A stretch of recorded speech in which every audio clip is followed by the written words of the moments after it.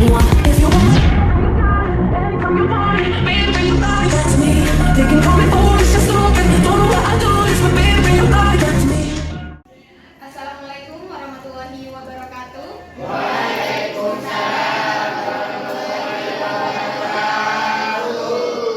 Selamat pagi anak-anak. Gimana kabar hari ini? Sehat semua? Alhamdulillah. Mungkin hari ini ada yang tidak masuk? Siapa? Ada berapa orang? Ya, semoga yang tidak masuk hari ini besok bisa belajar kembali. Amin. Oke. Untuk sekarang Ibu akan absen terlebih dahulu. Yang pertama Alfan Imama. Yang mana? Sebelum memulai materi kali ini, Ibu mau dong kalian memasukkan materi yang tidak ada pada materi kali ini, seperti buku-buku lainnya misalnya. Silakan Anda masukkan ke dalam tas masing-masing atau ke dalam laci masing-masing.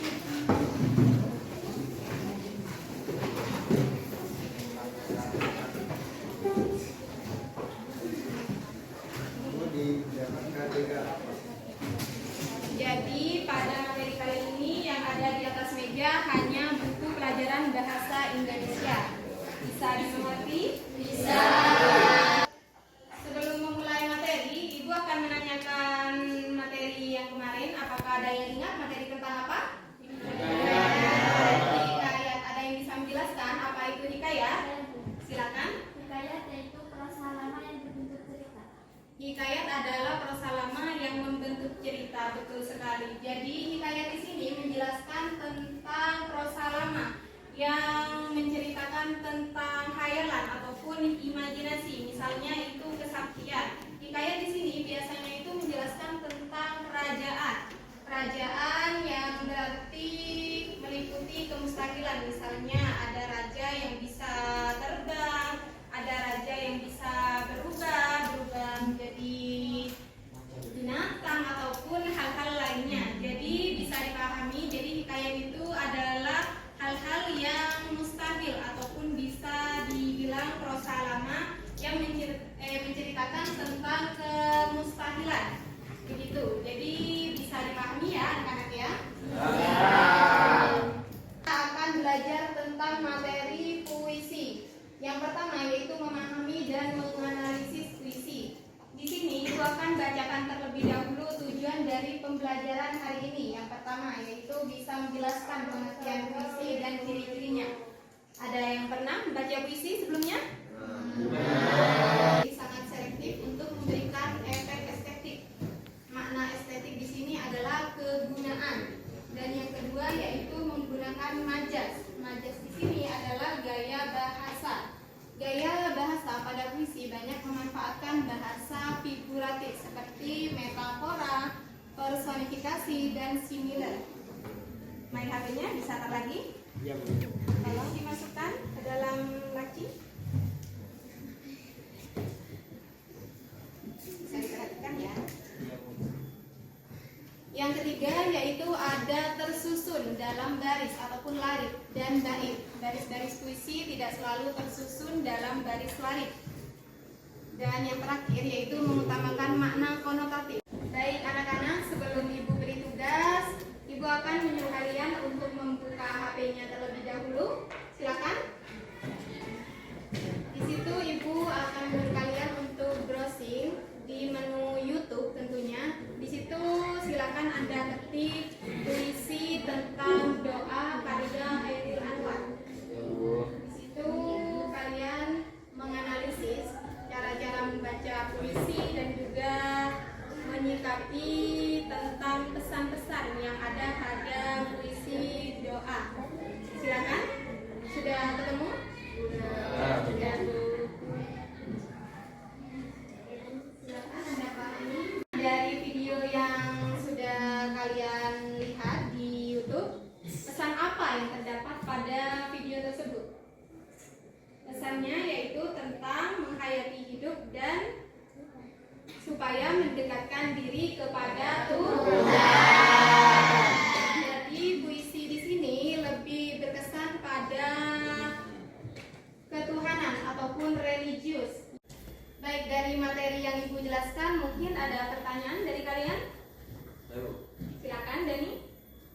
Apa yang membuat puisi itu berbeda dengan prosa?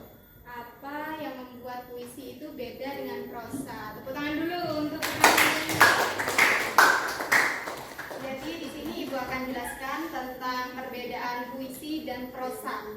Prosa di sini berbentuk narasi ataupun tidak berirama, sedangkan puisi berbentuk irama dan juga dibacakan mempunyai juga intonasi yang harus ditampilkan seperti penghayatan ataupun juga mimik wajah. Jadi perbedaan yang signifikan di sini yaitu perbedaan dari prosa tersebut yaitu lebih panjang ataupun bentuknya narasi. Narasi di sini bisa disamakan dengan cerita. Bisa dimengerti ya, dan ya.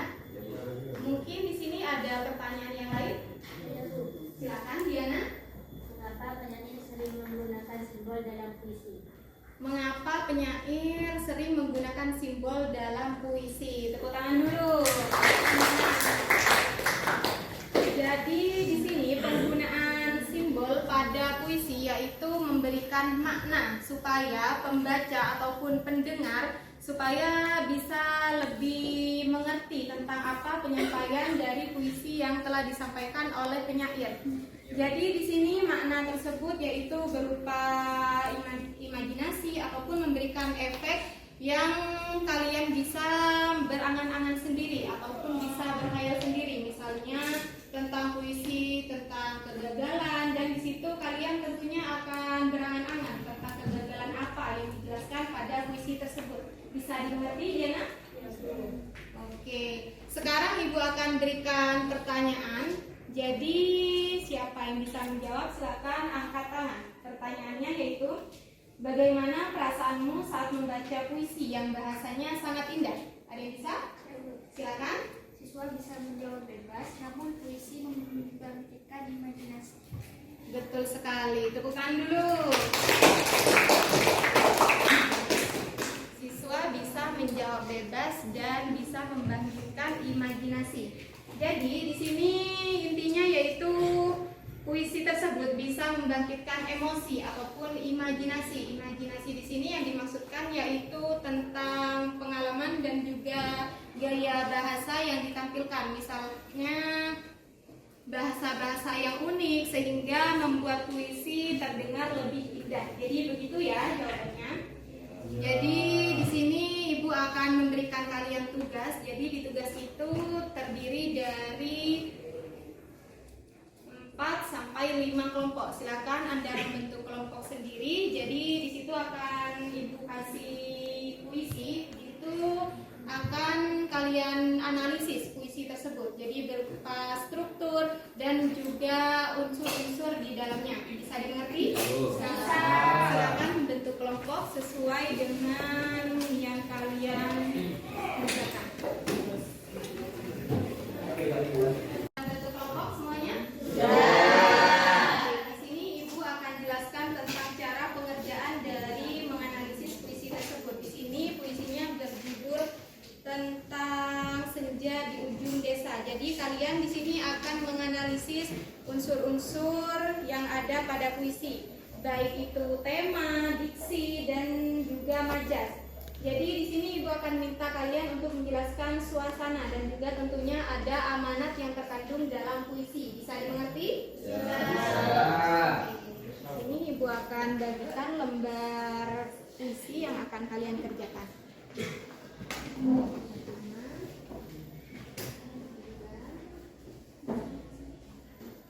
Oh, di sini kelompoknya sama?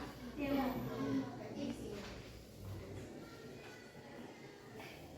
Silakan Anda kerjakan, ikuti waktu sekitar 15 menit dimulai dari sekarang.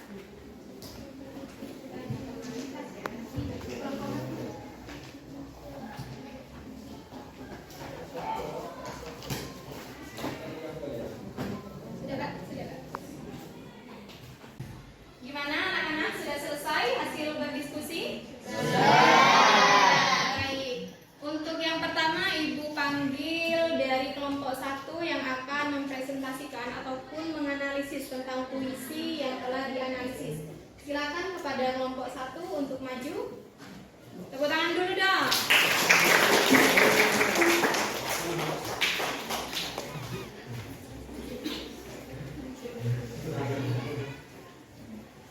Assalamualaikum warahmatullahi wabarakatuh.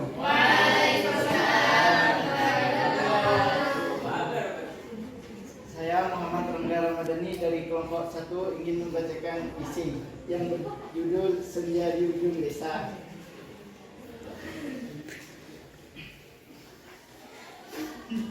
Senja turun perlahan menyapu lelah di wajah sawah.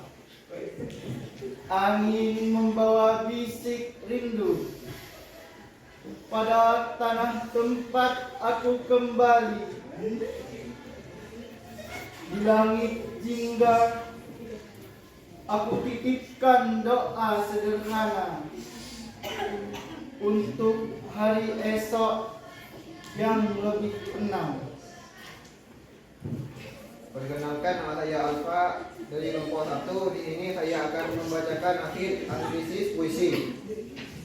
1.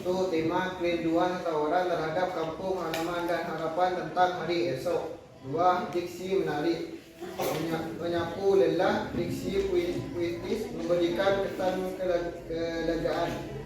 Bisik rindu, personifikasi memperhalus rasa rindu. 3. Majas, personifikasi senja turun perlahan, angin membawa bisik rindu. Metafora atau aku titipan doa. Doa diibaratkan sesuatu yang bisa diidamkan. 4. Suasana atau amanat. Suasana tenang, teduh, penuh harapan. Amanat, menghargai kampung halaman, lalu berharap baik pada masa depan.